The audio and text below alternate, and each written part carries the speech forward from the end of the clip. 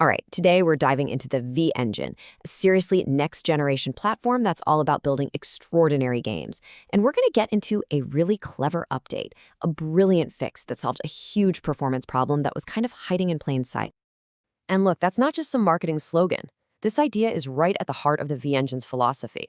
The whole point is to push boundaries, which means your architecture has to be absolutely state-of-the-art. But here's the thing about building something extraordinary. It means you're going to run into some extraordinary challenges. I mean, just look at these specs. The recommended setup is an 8+ core CPU and an RTX 3070 Ti. This thing is built to absolutely scream on modern hardware, which creates this incredible potential. But that power, well, it also creates a massive engineering headache. How do you actually use all that power? How do you keep these beasts fed with data without everything just grinding to a halt? And yeah, that right there, that brings us to the main villain of our story. This hidden enemy that was just strangling the engine's true power, the bus bandwidth bottleneck. Okay, so picture this. Your CPU is a brilliant logistics manager, and your GPU is this massive high-tech factory that can build incredible things. But there's just one highway connecting them. Now, if your manager has to constantly send tiny little shipments of materials back and forth for every single step, that highway gets jammed. It becomes a parking lot. And it doesn't matter how smart the manager is or how fast the factory can run. If that highway is jammed, the whole operation slows to a crawl.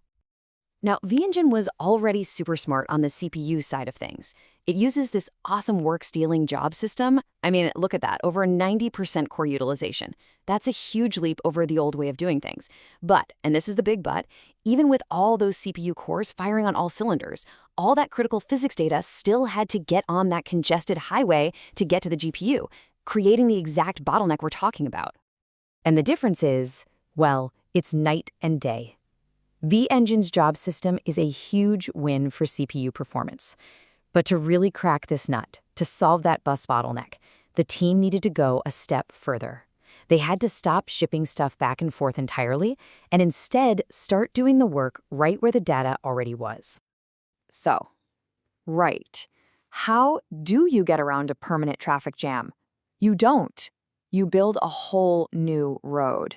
And in this world, that meant completely rethinking how data gets processed. This brings us to the manifold update, a plan to, well, essentially hack the entire physics pipeline. And you know what kicked this whole thing off? A challenge. A direct challenge from peer reviewers. These are the experts scrutinizing the engine's design, and they called them out on the bus bandwidth issue. They basically said, hey, prove it. Prove your architecture is really next-gen, move these critical physics stages off the CPU, and show us they can run directly on the GPU. I mean, the gauntlet was thrown down. So what did the team do? They came back with this absolutely brilliant two-track strategy. Track A, that was the quick strike, the demo. Get something running on the GPU, get it running fast, and satisfy the reviewers. Check the box. But track B? Oh, track B was the real prize. This was the long game, to re-architect the whole pipeline so that physics data would live on the GPU permanently. Just kill the bottleneck for good. It was smart, right? A quick tactical win and a massive strategic victory all in one. And guess what? It worked. The plan absolutely worked. The team nailed those first most critical phases. And now we've got the proof, the signal that the mission was a success. And here you go. This is it. Pulled right from the engine's own log files. This is like the digital smoke from the smoking gun. You see that? Integrate and update cache. The exact stages the reviewers called out are now dispatching to the GPU. And look, on a dedicated compute queue, no less. This is the confirmation. Mission complete. So you see, this was way, way bigger than just passing some peer review. This was a fundamental shift, a total change in the engine's architecture that just blew the doors open to a new level of performance. Let's go back to our highway analogy for a second. The old way, on the left, that's the constant traffic jam, total gridlock. The CPU does some math, shoves it over to the GPU, waits for it, gets it back. It's a mess. But the new path on the right? This is revolutionary.